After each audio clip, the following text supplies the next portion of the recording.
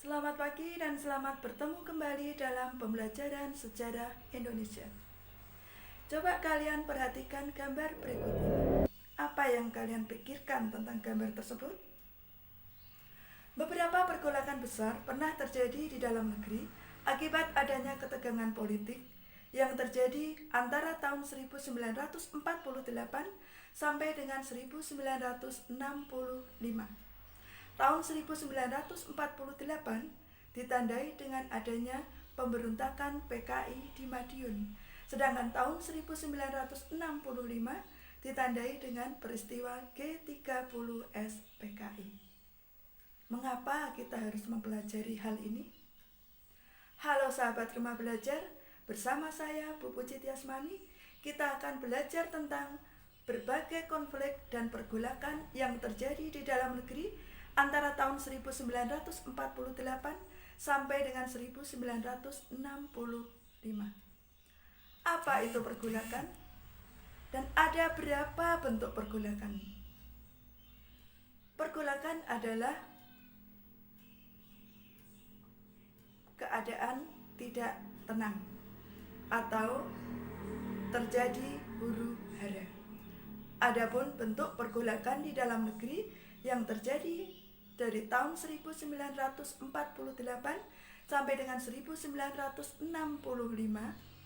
dibagi menjadi 3 bentuk. Yang pertama yaitu berkaitan dengan ideologi. Yang kedua berkaitan dengan kepentingan, dan yang ketiga berkaitan dengan sistem pemerintahan.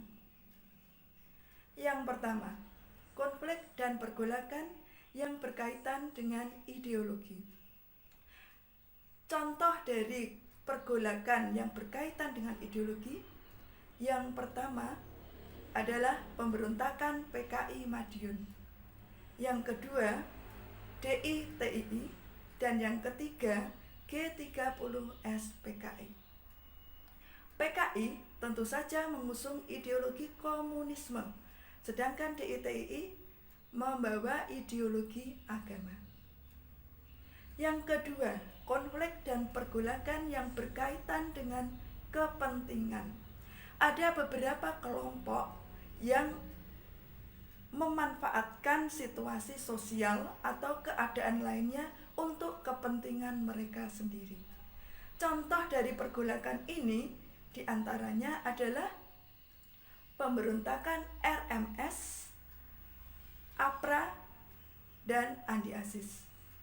Yang ketiga, konflik dan pergolakan yang berkaitan dengan sistem pemerintahan. Contohnya yaitu sistem pemerintahan federal dan BFO. Yang kedua yaitu pemberontakan PRRI Formesta. Demikian bentuk-bentuk pergolakan di dalam negeri yang terjadi dari tahun 1948 sampai dengan tahun 1965. Tentunya kita berharap peristiwa semacam ini tidak akan pernah terjadi lagi di Indonesia, terutama pada masa sekarang ini. Nah, untuk lebih jelasnya, silakan kalian kunjungi Rumah Belajar. Terima kasih dan sampai jumpa.